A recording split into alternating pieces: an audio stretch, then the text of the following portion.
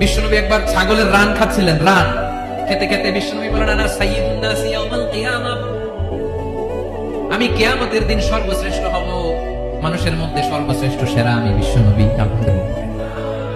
বিশ্বনবী বলেন, সেদিনটা বড্ড ভয়ঙ্কর।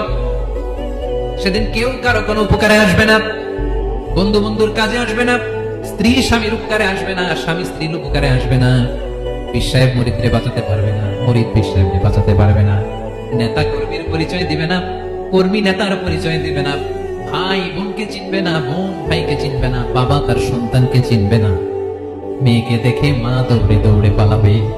বড্ড ভয়ঙ্কর দিন। বিশ্বনবী বলবেন, জমিনটা এখনকার মতো থাকবে না, পুরো জমিনটা সমান হয়ে যাবে, ফ্ল্যাট। এখন তো গোল, তখন ফ্ল্যাট। সবাই এক জমিনের উপরে দাঁড়াবে, সূর্যটা মাথার কাছে চলে আসবে, সূর্যের গরমে মানুষের মাথার মগজ গলে গলে কানের ছিদ্র নাকের ছিদ্র দিয়ে বেয়ে বেয়ে পড়বে।